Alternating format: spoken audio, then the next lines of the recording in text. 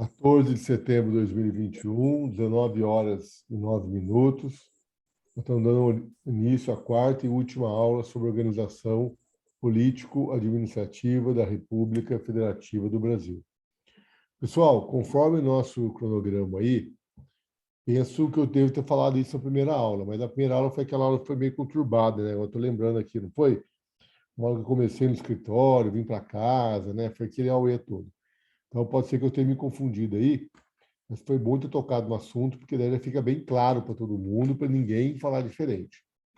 Vejam só, vocês têm 4 pontos de trabalhos parciais, de avaliação parcial, não é isso? Um ponto da avaliação parcial eu vou dar para a sala como um todo, e é um ponto que eu dou pela sala pela participação da sala. Então, as salas que têm uma boa participação levam um ponto, salas que têm uma péssima participação não levam nada, salas medianas levam meio ponto, tá ok? Esse é a primeira questão. O segundo instrumento de avaliação é um instrumento que eu vou fazer no dia 28/9 com vocês. Vai ser uma provinha. Como que funciona essa prova? São 6 testes, tá? Eu vou passar 6 testes para vocês. E vocês vão fazer os testes. Cada teste vale meio ponto. Acertou os 6 testes, ganha 6. Acertou 4, ganha 2. Acertou 2, ganha 1. Tá ok? Os testes é sobre a matéria que eu já dei para vocês. Tá ok? Então, estudem, tá? Porque é objetivo. Não tem como você chorar para professor, eu quero meio ponto. Não tem jeito. O teste ou você acerta ou você erra, tá ok? É meia hora para fazer o teste, tá? O prazo para fazer o teste é curto, porque os testes não são testes para você ficar pensando. Você vai bater o olho e vai ver. Vou dar uma meia hora, 40 minutos para vocês fazerem o teste, tá ok? E aí depois eu volto e eu vou corrigir os testes com vocês, tá ok? Os testes têm que ser corrigidos. Isso é muito importante, tá ok? Alguma dúvida?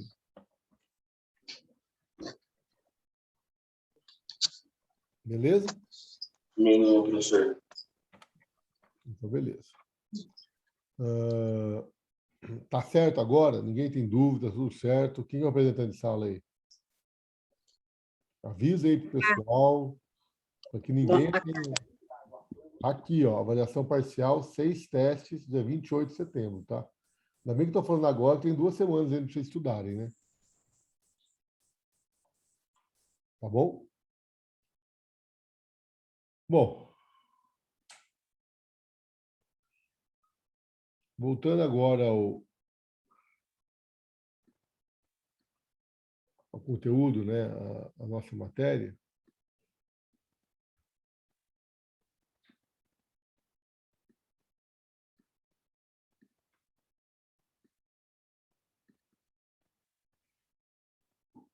Vou passar os slides todos aqui e eu vou falando sobre os slides e aí vai aparecer aqui aquilo que eu não falei para vocês ainda e aquilo que eu não falei para vocês ainda, vou me deter com maior precisão para vocês, tá? Então, nós temos aqui, né, a Constituição dos Estados Unidos, né, que eu falei para vocês, né, os Estados Unidos, eles criam, a Constituição norte-americana cria a União, prevê os estados e os poderes municipais lá nos Estados Unidos é de competência dos estados, né? Não vou falar sobre isso. Então, os 2 artigos chaves para você entender o federalismo brasileiro, né? O artigo 1º e o artigo 18 da Constituição Federal. Aqui o mapinha do Brasil, né? O território brasileiro, né? Onde a União exerce todas as suas atribuições. Território esse dividido em estados e Distrito Federal. E o território dos estados vai ser dividido em municípios.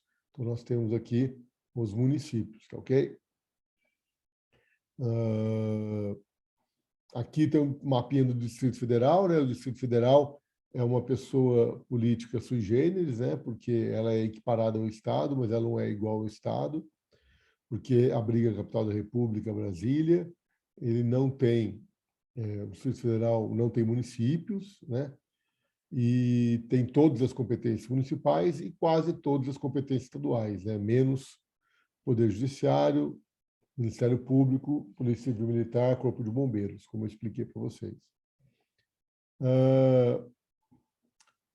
A República Federativa do Brasil, né, é o Estado Federal Brasileiro, né, cuja soberania está plasmada no texto da Constituição Federal, e aí nós temos as pessoas políticas de direito público interno, a União, os estados, o Distrito Federal e os municípios.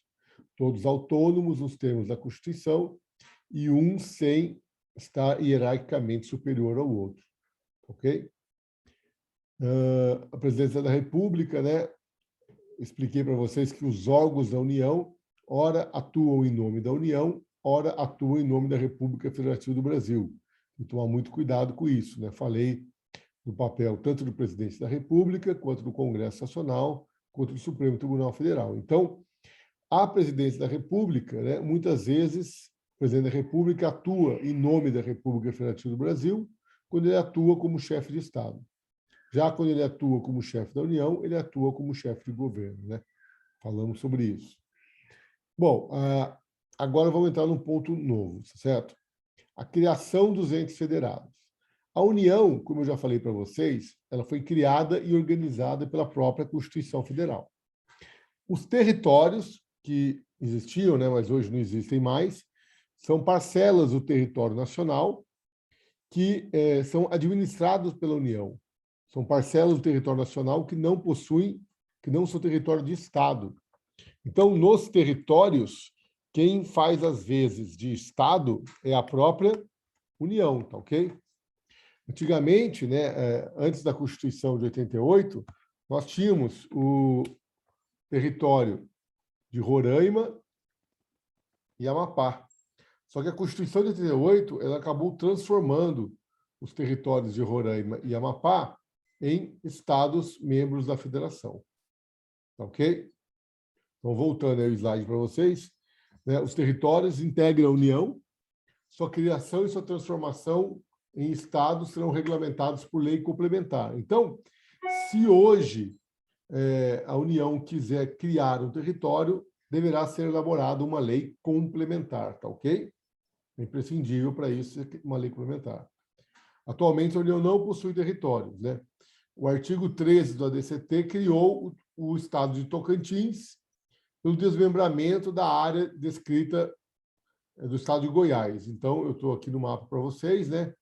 Eu tenho Goiás e Tocantins. Goiás era tudo isso daqui. E aí veio a Constituição, partiu do meio do Goiás, o norte virou Tocantins e o sul ficou como Goiás. Ok? A Constituição também extinguiu os territórios de Roraima e Amapá e pegou o território de Fernando de Noronha e incorporou o estado de Pernambuco. Tudo bem? Pessoal, é possível a criação de um novo estado na federação? O que vocês acham? Não é possível criar um novo estado? Eu acredito que sim, professor. Não, ela é formada pela união indissolúvel dos estados, né? Não, sim, mas dá para você pegar um estado membro e picar ele em 2, em 3? Acredito que não. Então. Mas não foi isso que aconteceu com Goiás? Foi isso que aconteceu com Goiás. Mas quem fez isso com Goiás foi a própria Constituição, tá certo? Então pode, né? Não, veja bem. O poder constituinte originário, lá na Constituição de 88, ele criou o Estado de Goiás. Eu quero saber o seguinte, que agora, à luz da Constituição Federal de 88, é possível a criação de um novo Estado? Eu acho que sim. Se tiver a atender os requisitos da Constituição, as emendas, tudo. É possível, sim, a criação de novos estados, desde que atendidos os requisitos previstos no artigo 18, parágrafo 3º da Constituição Federal, que está aí na tela para vocês. Os estados... A gente pode criar território?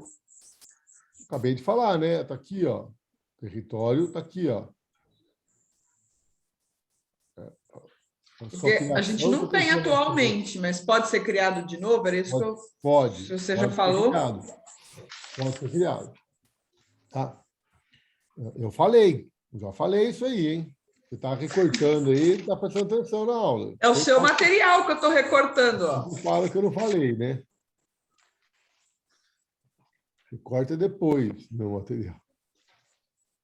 Está falando agora, eu estou colando na sua apostila, por isso que eu estou acompanhando assim. Então, vamos lá. Então, olha só, gente. Os estados podem incorporar-se entre si, subdividir-se ou desmembrar-se para se anexarem a outros ou formarem novos territórios ou territórios federais. Então, veja, se eu quiser pegar um estado e picar ele em 3, em 4, se eu quiser pegar um estado e mudar a composição dos estados ou criar um território, isso é possível.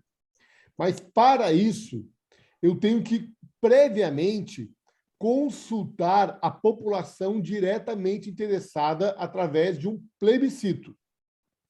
Então, tem que ser feito um plebiscito, ok? Esse plebiscito tem que ter uma votação, a população interessada tem que aprovar, e depois que a população interessada aprovar, aí é feita uma lei complementar, criando esse novo Estado, entenderam?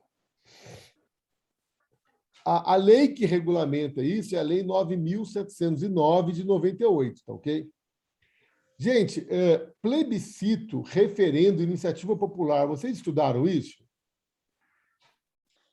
Nós passamos por ele, sim. Então, esses três, o que são esses três institutos? O plebiscito, o referendo ou a iniciativa popular? É a inclusão do São povo no maneiras de governo. criação da lei? Não, são formas do exercício direto da democracia. Tá? A nossa democracia, ela é mista, né? Porque ela não é exercida diretamente, somente. Ela é exercida através da democracia representativa, porque nós escolhemos as pessoas que irão nos governar e nos representar no poder legislativo, tá ok? Então, quem administra a coisa pública e quem elaboram as leis são pessoas escolhidas por nós, ou seja, são pessoas que nos representam. Mas nós também temos a possibilidade de exercer a democracia direta. Como é que eu exerço a democracia direta? Para exercer a democracia direta, ou eu faço através de um plebiscito, de um referendo, ou através da iniciativa popular. A iniciativa popular é quando o povo, né, através de assinaturas, ele propõe um projeto de lei ao Poder Legislativo, tá ok? Existem várias leis que são fruto de propostas do Poder Legislativo, do Iniciativa Popular, tá ok? Tem aqui a Lei Maria da Penha, né? Aquela lei daquela atriz, da Glória Pérez, crimes hediondos, tá ok? Todas essas são leis cuja a tramitação teve início com uma iniciativa popular. E nós vamos ver isso quando nós falarmos lá na frente de processo legislativo, tá ok? Plebiscito e referendo é uma consulta direta ao povo. Aqui no Brasil, isso não é muito comum, mas em países do primeiro mundo, principalmente Estados Unidos e da Europa Ocidental, é muito comum que quando as pessoas vão às urnas para votar, elas acabam respondendo a vários plebiscitos e vários referendos, tá ok? É uma decisão direta da população. O plebiscito é feito. Se a população aprovar o plebiscito, aí o Poder Legislativo vai lá e faz a lei nos termos do que é aprovado no plebiscito. O referendo é diferente. Eu já tenho uma lei, para aquela lei... Não, mas depois eu pego. Para você levar para o seu serviço. Eu quero uma dessa. Para que a senhora quer? Sei. Quer uma dessa aí? Tá aberto, né? Quer? Oi, Isabela, seu áudio está aberto. Oi, Isabela. Liga o microfone, Isabela, para ajudar nós, por favor.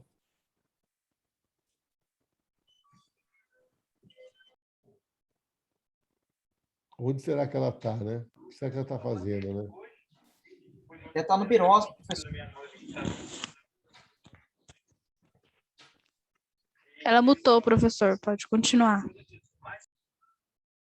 Não, eu é que mutei ela. Não foi ela que mutou, não. Bom. De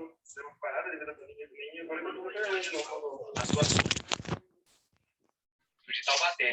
Nos últimos meses, o número de doadores caiu bastante.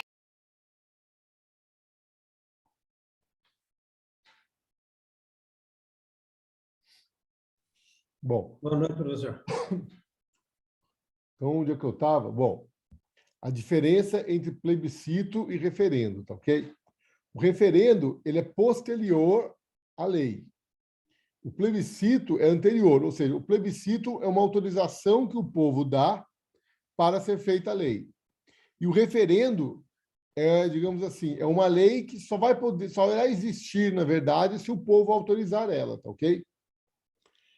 Eu me lembro que eu participei de um plebiscito para saber se o nosso governo ia ser presidencialista ou parlamentarista, ok? E ganhou o presidencialismo. Se tivesse ganho o parlamentarismo, então seria feita uma reforma na Constituição e nós iríamos adotar o sistema parlamentarista. Como ganhou o presidencialismo, nós continuamos presidencialistas, tudo bem? Nessa mesma oportunidade, eu manifestei num plebiscito para dizer se eu queria que o Brasil voltasse a ser uma monarquia ou não. Acho que é o único país do mundo em que você faz um plebiscito nesse sentido, mas aconteceu, tá ok? E nós votamos para permanecer uma república, tá ok? Então, plebiscito, referendo, iniciativa popular são formas de participação direta do povo nas tomadas de decisões do Estado, tá ok? E para a criação de um novo Estado ou de um território, assim como dos municípios, que nós vamos ver adiante, necessário se faz a aprovação da população interessada através de plebiscito, tá ok? Vou dar um exemplo para vocês aqui. Vocês estão vendo o mapa aqui? Esse mapa aqui é o estado do Pará. Aí teve uma proposta de cindir o Pará em 3. Então, o Pará, na verdade, ia continuar só esse pedacinho aqui. Esse outro pedaço aqui iria ser Carajás, o estado de Carajás, e esse outro pedaço aqui iria ser o estado de Tapajós. Percebe? O Pará é tudo isso. A proposta é dividir o Pará em 3. Pará, Carajás e Tapajós. Então, olha só, gente. Foi aprovado, a proposta de criação de um novo estado deverá ser realizada mediante aprovação de decreto legislativo, proposto pelo menos 1/3 dos membros de qualquer uma das casas do Congresso Nacional e aprovado por maioria simples. Então, decreto legislativo é uma espécie legislativa que não tem nada a ver com decreto executivo e nem com decreto-lei, tá? Quando nós tratarmos de processo legislativo, eu vou explicar para vocês a diferença entre decreto legislativo, decreto executivo e decreto-lei. O decreto legislativo, gente, é um ato normativo e que não precisa da sanção do presidente da República, tá? O processo legislativo do decreto legislativo, ele inicia-se e termina dentro do âmbito do Congresso Nacional, tá ok? Então, dispensa-se, assim, a sanção do presidente da República, né? Porque a lei, como vocês sabem, eu presumo que vocês saibam, a lei ela precisa da sanção do presidente da República, não é isso? O decreto legislativo, não. O decreto legislativo, ele dispensa a sanção do presidente da República, tá ok? Então, olha só, em 2011 foi aprovado pelo Congresso Nacional o decreto legislativo 136 e 137. O decreto legislativo previa a criação do estado de Carajás. E o 137 previa a criação do estado de Tapajós. Tá ok? Só que aí foi feito um plebiscito. Só que nesse plebiscito, o que acontece? A população votou pela não criação desses 2 novos estados. Então, como não passou pelo plebiscito, morreu por ali mesmo. Mas, se o plebiscito tivesse sido aprovado, então seria elaborada uma lei complementar federal cindindo o estado do Pará em 3. Tudo bem? Alguma dúvida? Alguma dúvida, pessoal? Não, professor. Professor, Oi. Walter, Pois não. Pois não. professor, mas a criação de estados, Walter, bem, boa noite. A criação de estado ou municípios, no caso estado que estamos falando, né, no momento agora, não representa gasto o governo, a população, aumento de demanda de carga administrativa, toda uma estrutura que tem que ser montada. Qual a vantagem de criação de um estado, do município, para o país? Eu acho que pelo contrário, desvantagem o país, a criação de mais estados, né? Ou município não se fala, né? De fato, nós temos esse problema mesmo, né? Porque quando você cria um estado novo, você tem que criar poder executivo, poder legislativo, poder judiciário, né? E você enfraquece o estado que já existe. Mas é uma tendência natural, tá? Porque o estado do Pará e o estado do Amazonas são estados muito grandes, entendeu? Então é uma tendência natural. Vamos pegar o mapa do Brasil aqui. Olha o tamanho do estado de São Paulo, olha o tamanho do estado do Pará e do Amazonas, tá vendo? É muito grande. Existe uma certa tendência em você dividir isso aqui em outros estados, tá ok? Uma tendência. Certo, mas a população desse estado, perto do estado de São Paulo, não representa nada, né? Pará, Amazonas, né? População. Mas, ó, o Mato Grosso, antigamente, era um só. E aí foi criado o Mato Grosso do Sul. Goiás foi dividido em Goiás e Tocantins, percebe? Então, melhor gestão de recursos, de segurança, de outras coisas. Tem os dois lados da moeda aí. É uma tendência, digamos assim. Por exemplo, o estádio Tocantins, eu lembro quando ele foi criado, a capital é Palmas, né? A capital é aqui, ó, Palmas. Palmas não era nada, tá? Era uma cidadezinha menor que Tremembé. E hoje é uma baita de uma cidade, ou seja, trouxe desenvolvimento também, entendeu? Tem que ser analisado, Walter. Não é só assim, vai trazer mais despesa, mas tem que ver se esse estado é capaz de se autossustentar e se ele se autossustentar, ele pode trabalhar para o desenvolvimento daquela região, entendeu? Porque a gente observa hoje, professor, em relação, nós vamos chegar mais para tema de aula posteriores, né? No caso do município, fica dependendo depois de verba, de repasse de verba da União. Acho que o Estado é a mesma coisa, né? Esses estados, por exemplo, que vai criar mais estado, é só gasto, porque não vai se sustentar.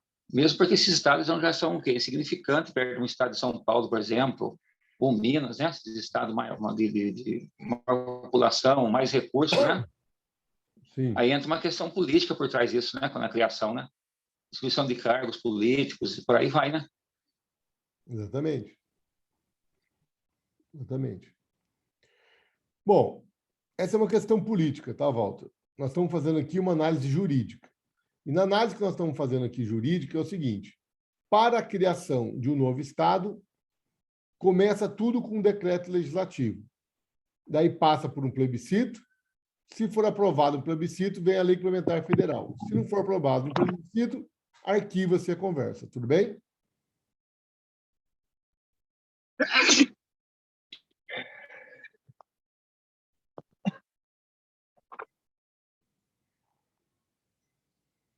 Tudo bem para vocês? Ok. Tudo bem, professor.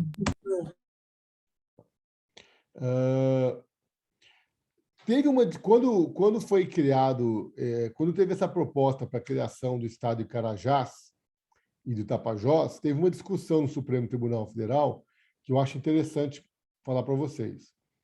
Qual é a população interessada? Porque aí vocês verem como tudo é uma questão de interpretação, né?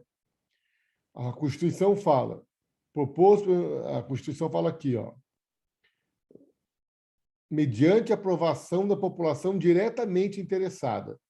Qual é a população diretamente interessada no estado, na criação do Estado de Tapajós? População do estado de Belém. Hã? População do estado do Pará. O estado em questão aí. A população diretamente interessada na criação do Estado de Tapajós é somente a população que vai compor o novo Estado ou é a população de todo o Estado do Pará? Eu acho que é de tipo todo o população de estado. todo o estado. grande maioria que decide. Então, Isso? Todos os estados.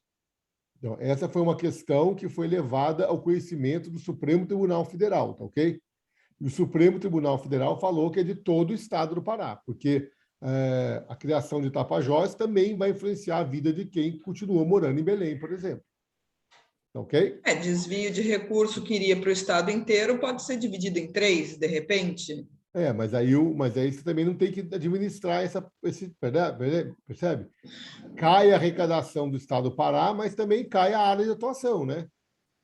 Sim. Né? Existem os dois lados da moeda, realmente, né? Não dá para a gente, com a nossa cabecinha, avaliar qual que é melhor. Tem que parar, sentar, pensar, estudar, né? Mas, enfim, vejam que para a criação de um novo estado não é muito difícil, né, gente? Se cair na prova é bem fácil, né? Porque a proposta vem de um decreto legislativo, é feito um plebiscito, se rejeitado o plebiscito, acaba a conversa, se aprovado o plebiscito, vem uma lei complementar e cria um novo estado. Tudo bem? Fechou? Sim. Beleza. Agora, e como é que faz para criar um novo município? Aí tem problema, tá? Aí nós temos problemas, tá? A Constituição, presta atenção agora, que agora o que eu vou falar agora não é nada fácil, tá? A Constituição Federal de 88, ela disciplinou a criação de novos municípios através do artigo 18, parágrafo 4º, cuja redação original encontra-se na tela para vocês, e eu vou lê-la. A criação, a incorporação, a fusão e o desmembramento de municípios preservarão a continuidade e a unidade histórico-cultural do ambiente urbano, far-se-ão por lei estadual, obedecidos os requisitos previstos em lei complementar estadual, e dependerão de consulta prévia mediante plebiscito da população diretamente interessada. Então, olha só. Primeiro requisito para criar um município, né?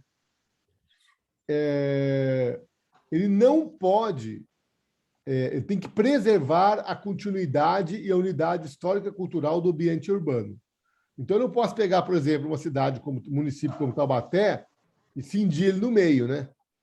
E falar para dar 2 Epaminondas para frente é uma coisa, né? A partir de hoje, dar 2 Epaminondas para o lado de Santa Clara é uma cidade, é um município, e de 2 Epaminondas para o lado do shopping é outro município, percebe? Porque se eu fizer isso, eu não vou estar preservando a unidade histórico-cultural do ambiente urbano taubatiano. Entenderam? Sim. Beleza. Agora, olha só. Far-se-ão por lei estadual, obedecidos requisitos prévios em lei complementar estadual e dependerão da consulta prévia mediante plebiscito da população interessada. Então, aí, eu tinha que ter uma lei estadual disciplinando a criação de municípios no âmbito daquele estado, uma lei complementar estadual. Aí eu tinha que ter uma lei estadual especificamente para a criação do estado e tinha que fazer o plebiscito. Tudo bem para vocês? Percebam, os senhores, que o Congresso Nacional ele não atuava na criação de um município, percebem? Todo o processo de criação do município era feito no âmbito estadual, no âmbito das assembleias legislativas estaduais. A questão não passava pelo Congresso Nacional, tudo bem? Não passava pelo poder, pela União. Entenderam? Sim ou não? Sim. Como essa era uma questão resolvida dentro dos estados, até 1996, ou seja, 8 anos após a promulgação da Constituição de 88, sabe quantos municípios foram criados no país? 1.438. Ou seja, foram criados 25% do número de municípios então existentes. Ou seja, de cada 4 municípios existentes, né, um foi criado nesses 8 anos.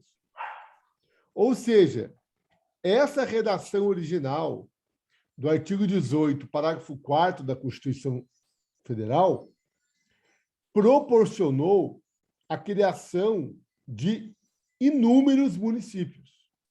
E por que proporcionou? Porque dependia única e exclusivamente de leis estaduais. Não dependia de lei federal para a criação do município. E aí entra o problema que o Walter mencionou há pouco, né? Muitos municípios foram criados e municípios não tinham condição de se manterem. E esses municípios vivem do repasse de verbas do governo federal, do governo estadual. Porque quando você cria um município, você cria um poder executivo e você cria um poder legislativo. E aí você cria órgãos, você cria cargos, você cria administração pública, e tudo isso gera custo.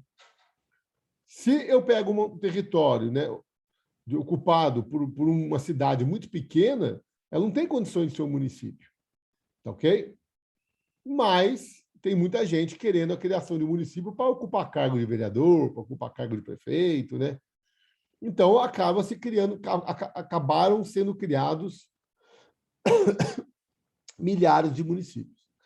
Para frear a criação de municípios no Brasil, o legislador constituinte derivado aprovou a Emenda Constitucional 15 de 1996, alterando o parágrafo 4º do artigo 18, que disciplina a criação de municípios.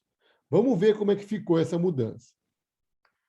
A criação, a incorporação, a fusão e o desmembramento de municípios far-se-ão por lei estadual dentro do período determinado por lei complementar federal.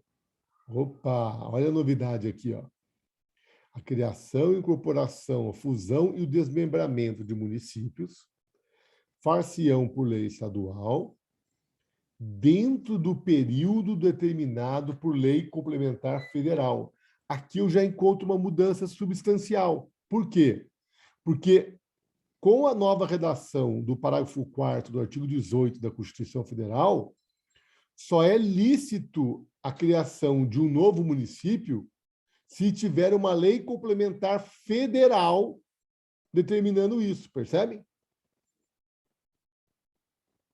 E mais, a criação desses novos municípios dependerão de consulta prévia mediante plebiscito às populações dos municípios envolvidos, após a divulgação do estudo de viabilidade municipal, apresentados e publicados na forma da lei. Aqui eu tenho uma outra novidade, né? Porque agora eu preciso elaborar e divulgar um estudo de viabilidade do município. Então, você quer criar um novo município? Você pode criar um novo município. Mas será que esse município que você quer criar é viável? Então, tem que ser feito um estudo de viabilidade municipal, para não acontecer aquilo que o Walter falou, criar um município novo que não tem condições de se manter. Então, percebam, senhores, que a nova redação do parágrafo 4º do artigo 18 da Constituição Federal trouxe 2 grandes inovações no que diz respeito à criação de municípios. Primeiro, que passou a determinar que os municípios só poderiam ser criados caso tivéssemos uma lei complementar federal, ou seja, colocou o Congresso Nacional e o presidente da República na jogada. E 2, eu preciso de um estudo de viabilidade municipal. Entenderam até aqui? Professor. Pois não. Boa noite. Depois dessa emenda constitucional, na sua visão, o senhor acha que surtiu efeito na criação? Já vou chegar lá. Ficou mais viável, vamos dizer assim? Já vou chegar lá, tá? Ok, obrigado. Um minutinho só. Então, aqui, ó, eu tenho outro slide aqui que retrata o que foi mudado, né? Então, ó, pela redação original da Constituição, eu tinha 4 quesitos, né? Preservação da continuidade e a unidade histórico-cultural do ambiente urbano, lei complementar estadual dispondo sobre os requisitos para a criação de novos municípios, plebiscito da população diretamente interessada e uma lei estadual criando um novo município. Após, com a emenda constitucional 15 de 96, como eu acabei de falar, esse parágrafo 4º foi alterado. E aí eu continuo tendo 4 requisitos, mas eles mudaram. Primeiro que agora eu preciso de uma lei complementar federal, fixando o prazo para a criação de municípios. Depois eu tenho que ter a realização de estudo de viabilidade econômica. Aí eu tenho que ter um plebiscito e, por fim, uma lei estadual criando um novo município. Tudo bem? Eu, nesse slide aqui, estou apenas sintetizando para vocês aquelas alterações lá no parágrafo 4º. Tá ok? Agora vocês podem fazer uma pergunta. Professor, após 1996, para a criação de um novo município, eu preciso de uma lei complementar federal, tudo bem? E essa lei complementar federal, gente, nunca foi editada. Se eu digo para vocês que essa lei complementar federal nunca foi editada, qual a resposta que vocês têm que me dar? Qual a conclusão lógica que vocês chegam? Que nenhum país não deveriam ser criados novos municípios. Pô, professor, se a partir de 96 a Constituição determina que a criação de novos municípios depende de uma lei complementar federal, e se o senhor está falando que até hoje, 2021, essa lei complementar federal ela ainda não foi criada, então presume-se que de 96 a 2021 nenhum município foi criado no Brasil. Errado. Foi criado bastante, né? Muito. 57 municípios foram beneficiados depois que eles fizeram uma emenda, que eu já li no próximo slide. Calma. Olha o spoiler da aula aí. Ocorre que, após a emenda constitucional 15 de 96, mesmo diante da inexistência de lei complementar federal, dezenas de municípios foram criados pelos estados. Ok? Os estados ignoraram a Constituição e saíram criando municípios. Aí, lá na Bahia, foi criado o município de Luiz Eduardo Magalhães, no ano 2000. E aí, teve uma ação direta de inconstitucionalidade, de número 2.240 do Estado da Bahia, questionando a constitucionalidade da criação do município de Luiz Eduardo Magalhães. Tá ok? Gente, é difícil julgar essa ação? O que me parece, não, né? É muito simples. A inconstitucionalidade, ela atende, né? Não precisa nem ser formado em direito para dizer que é inconstitucional, né? Se a Constituição diz que novos municípios só podem ser criados diante da existência de uma lei complementar federal, se a lei complementar federal não existe, esquece, não pode criar município. Ocorre que, veja só, o município foi criado no ano 2000. Foi o mesmo ano em que a DIN foi proposta. Só que o STF levou 6 anos para julgar essa DIN. E aí teve um problema sério, sabe por quê?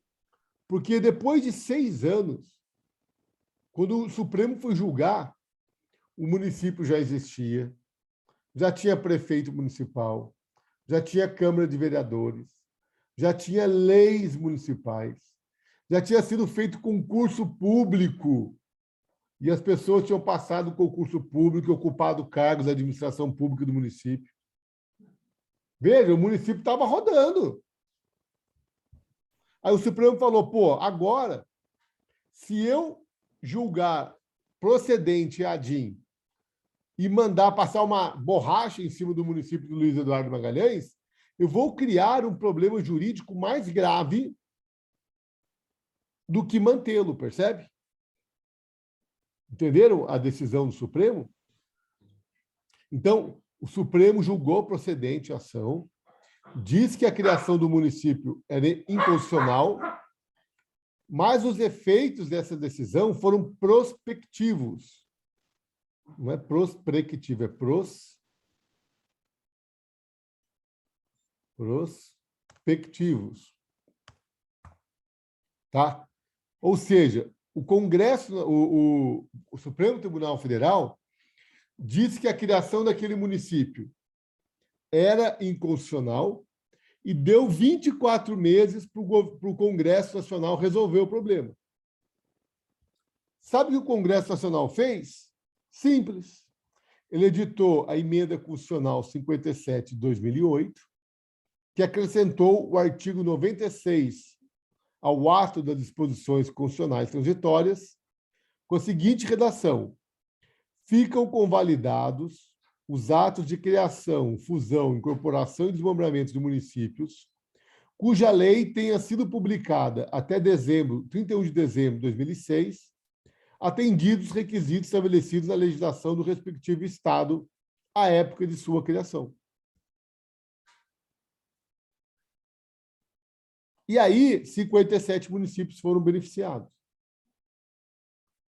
que vocês acham disso? Lavaram-se as mãos. Um absurdo. Teve que fazer um remendo, né? É Brasil, né? É o país da jabuticaba. Aliás, as jabuticabeiras estão carregadas, curtos, né? Estão começando a ficar carregadas, né? Eu já estou comendo umas jabuticabas já. E tem que comer rápido, porque senão os passarinhos vão lá e pegam na sua frente, né? Verdade. Ainda tem os morcegos à noite. Também tem os morcegos. Você acredita um morcego que entra dentro da minha casa, dentro da minha casa? O morcego A minha também. Cara. Ele entra dentro do lavabo da minha casa. Um dia eu acordei de manhã, fui no lavabo, lá uns negócios no chão lá, cara. Eu falei, que troço é esse aqui? É um morcego que entra lá, cara. Se não fechar a janela, ele entra lá dentro. Passa alho na janela, professor. Passa o quê? Alho. Aí ele não chega perto. Obrigado. Vou passar. Então, onde é que eu estava? Sim, país da jabuticaba, né? Então, vejam só. Essas questões irritam profundamente as pessoas que são sérias, né? Porque, vejam, não que eu seja uma pessoa séria, mas assim, é um desatino, né? A legislação vem e fala, para criar município agora precisa de lei complementar federal. Aí o Estado vai lá, peita a Constituição, cria e fica por isso mesmo. Parece aquela história, né? Quem fez, vamos fazer, que depois te dá um jeito. E dá jeito, né? E faz e dá jeito, né? Infelizmente é isso, tá ok?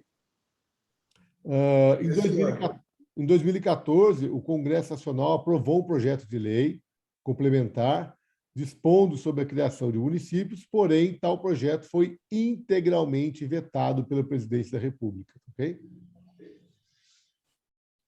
Então, essa história aí que eu já ouvi aí, o atual presidente falando que vai acabar com o município, que só vai poder ter município com... né? Tudo isso aí é balela, tudo isso aí é gogó. Porque não tem como fazer isso, gente.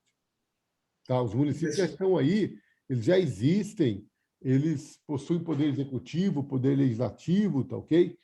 Precisaria de uma emenda à Constituição, e eu vou dizer para você, essa emenda à Constituição poderia ser declarada inconstitucional se ela fosse aprovada. Porque o município tem autonomia constitucional, ele foi criado, ele existe, né? Você não pode simplesmente, com uma canetada, acabar com os municípios. Mesmo eu entendendo que existem muitos municípios que são uma população muito pequena e que não tem condições de sobrevivência, né? Aqui, por exemplo, no Vale do Paraíba, nós temos alguns pleitos, né? Moreira César, Engenho de Nelo, eles querem virar municípios, tá? Mas veja, Moreira César tem várias indústrias lá, né? Arrecada dinheiro, tem arrecadação. Moreira César e Engenheiro, como que eu falei? Moreira César e... Eugênio de Mello. Eu falei e esqueci, né? Pouco doido, né? Então, Moreira César e Engenho de Mello, tá? São dois distritos industriais, né? Um em Pinda e outro em São José dos Campos, que pleiteiam, que querem se transformar em municípios, tá ok? Atualmente eles não podem, né? Mas eles querem. Se eles se tornassem municípios, eu entendo que, como eles têm muita indústria no território deles, né? Eu entendo que eles teriam condições de se manter. Mas, de fato, existem muitos municípios, né, que não têm condições de se manter. Aqui mesmo, no Vale do Paraíba, né, nós temos municípios pequeniníssimos, né? Se a gente pegar aqui, ó, Roseira. Pô, Roseira é um município, né? É super pequena. Qual a população de Roseira, né? 12 mil habitantes. Professor, Oi. pela proposta, se não me falha a memória que está tramitando na Câmara, é que municípios com até 5.000 habitantes, menos que isso, se integraria ao outro um pouco maior. Essa era a ideia, justamente para... A discussão seria justamente em cima do que o senhor está falando aí, da sustentabilidade, que é um dos princípios basilares que foram feitos à própria reforma da Previdência, né? Tanto que quando o STF vai julgar agora, um dos princípios são esses. Eu acho isso difícil de ser aprovado, tá? Eu acho bastante difícil de ser aprovado, tá? Mas tudo bem, é uma proposta. Agora, o que vai fazer com os funcionários públicos? Vão ser incorporados ao outro município, é isso? Bom, não sei, né? É uma proposta que está aí, eu acho difícil ela passar. E eu acho que, se ela passar, ela vai ter que passar pelo crivo do judiciário também. Porque extinguir o município dessa forma, assim, eu não sei se isso não fere o Pacto Federativo, tá? Isso vai ter que ser discutido pelo judiciário. Mas eu não vejo muito ambiente político para isso, tá? Mesmo porque essa é uma pauta do Bolsonaro, né? E o Bolsonaro abandonou as suas pautas, né? Não vejo mais nenhuma pauta de campanha do Bolsonaro que está de pé aí. Alguém vê? Não vejo, né? Tá tudo... Foi tudo por água abaixo, né? Só as armas que ele mantém, né? Bom, entenderam isso aí, gente? Está claro isso para vocês?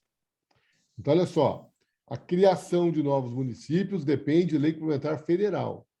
Enquanto essa lei não for votada, aliás, enquanto ela não for criada, né? Porque ela já foi votada, aprovada, e o presidente revogou ela integralmente, né?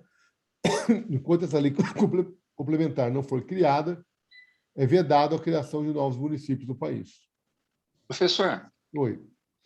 Mas, no caso dessa lei ser aprovada, proibindo a criação de novos municípios, dificultando a criação de novos municípios, eu acho que não há interesse por parte da classe política, né?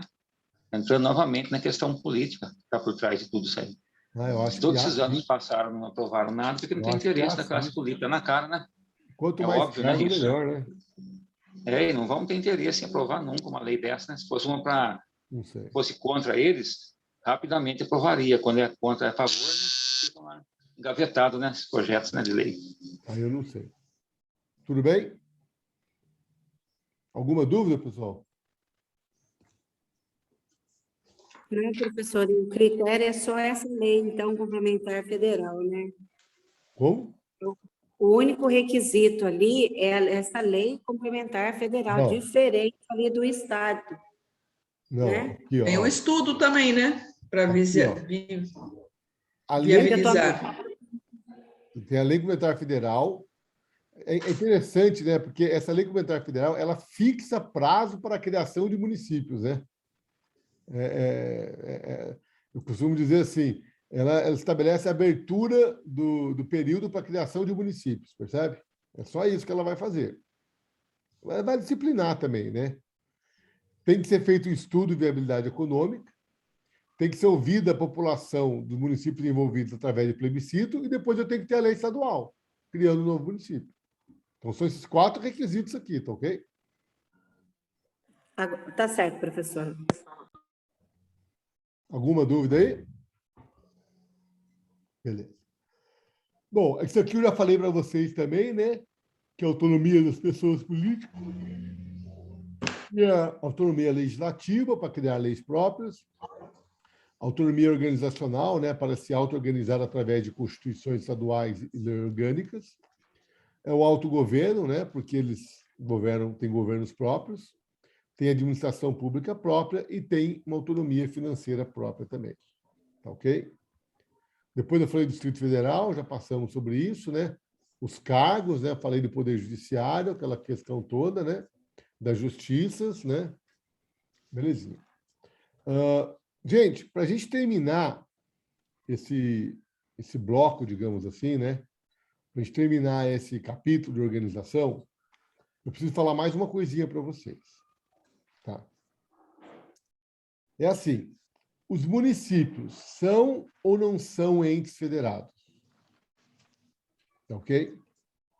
Então, para a nova doutrina, para a recente doutrina do direito constitucional brasileiro, os municípios, sim, são entes federados à luz do quanto prescrito no artigo 1º e no artigo 18 da Constituição Federal.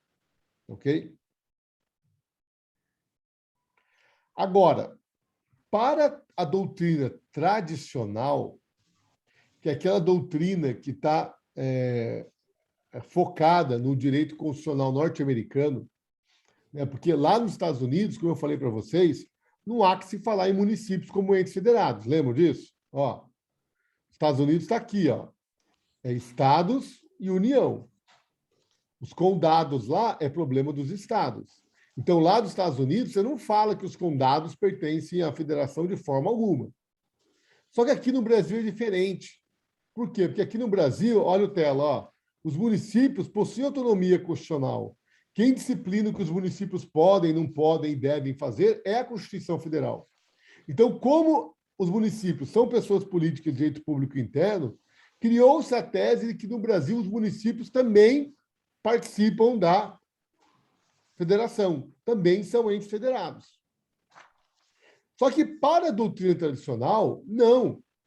Apesar dos municípios serem entes federados, terem autonomia constitucional, eles não podem, apesar dos municípios serem pessoas políticas de direito público interno com autonomia constitucional, eles não podem ser entendidos como entes federados. Por quê? Porque eles não têm representação no Congresso Nacional. Lembra que eu falei do Congresso Nacional? Olha a tela aí, ó. Bicameral. Câmara dos Representantes, Câmara dos Deputados e Senado Federal. O Senado Federal são os representantes dos estados no órgão legislativo da União. Os municípios não têm essa representatividade. Então, como os municípios não têm essa representatividade, apesar de eles serem pessoas políticas de direito público interno com autonomia constitucional, a doutrina tradicional diz que eles não fazem parte da federação. Entenderam isso?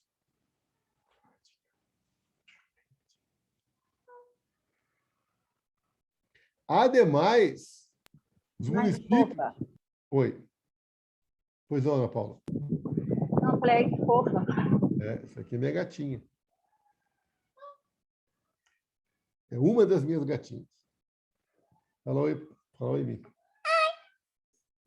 Oi.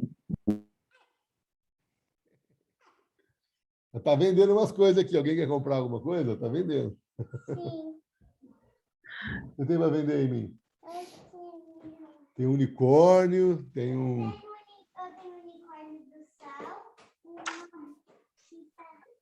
Comerciante? Empreendedora logo cedo.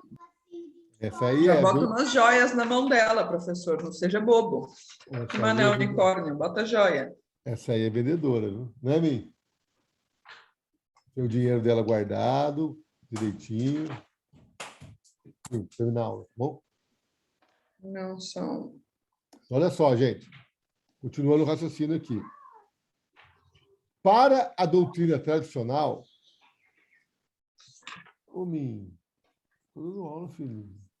Para a teoria tradicional, que vê a federação à luz do direito norte-americano, ela vai dizer o seguinte: federação é uma união de estados. Federação, existem duas pessoas políticas: a União, que é o governo central, e os estados, os governos regionais. E os estados, eles vão ter um órgão dentro do Poder Legislativo da União para expressarem a sua vontade. Isso é federação para eles. E aí, para essa doutrina, mesmo no município, mesmo no Brasil, os municípios possuindo autonomia constitucional, mesmo os municípios sendo pessoas políticas de direito interno com autonomia constitucional, eles não pertencem à federação, porque eles não possuem poder judiciário, porque eles não têm representatividade no órgão legislativo da União. Estão entendendo, gente? Sim. E qual que a gente entende que é a mais correta? Então, para essa doutrina, se fala em estados federados e autonomia municipal. Agora, a nova doutrina vem dizendo que não. É aí que está. Então, se você pegar lá José Afonso da Silva, tá? Se você pegar lá o Celso Ribeiro Bastos, eles são teoria tradicional. Mas se você pegar... Mas a nossa própria Constituição fala que o município é um ente federado, não? Ela fala, mas, né, tá aqui no artigo, tá aqui, ó, né? E aí, como é que resolve essa questão? Estados e municípios, né? Compreende a União Estadual e município. Então, a doutrina tradicional, a doutrina mais nova, né, vai dizer que os municípios são entes federados. Só que daí o problema é o seguinte, você tem que mudar o conceito de federação, percebe? Porque, assim, eu concordo que a doutrina tradicional também está correta com o seu sistema de federação, somente União e Estado. Exatamente. Mas e aí, se cai na prova, eu vou escolher quem? Vou dizer, eu vou pela doutrina tradicional? Veja bem, se tiver uma provinha de X, vai pela nova doutrina. Tá bom. Era isso que eu precisava saber. Agora, se for uma prova escrita ou se for uma prova oral, aí você já arrebenta, daí você já fala das duas, entendeu? Aí você ganha. Entendi, tá bom. Isso é bom saber, isso que eu queria saber. Assim, para a doutrina tradicional, e tem um texto aí com vocês aí, do professor Oswaldo Aranha Bandeira de Mello, que eu coloquei para vocês aí, e ele vai, quer ver, ó, vou até colocar aqui na tela para vocês, ó, se vocês me permitirem. Se vocês me derem um minutinho, eu já acho esse texto aqui, ó. Vou colocar para vocês aqui, ó.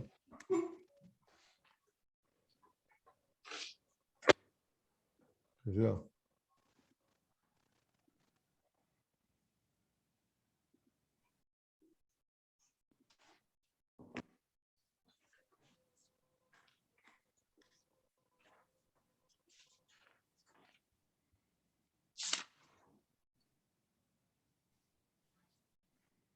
Cadê?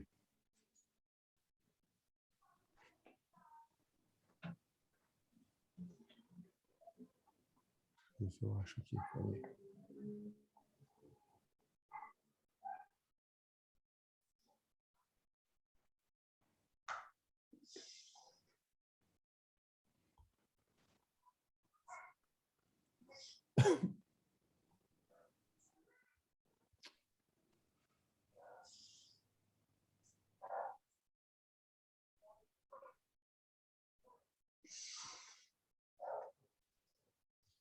Não estou achando aqui.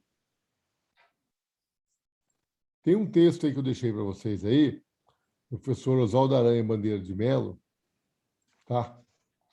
Que ele fala... Aqui, ó, achei, ó. Tá aqui, ó. O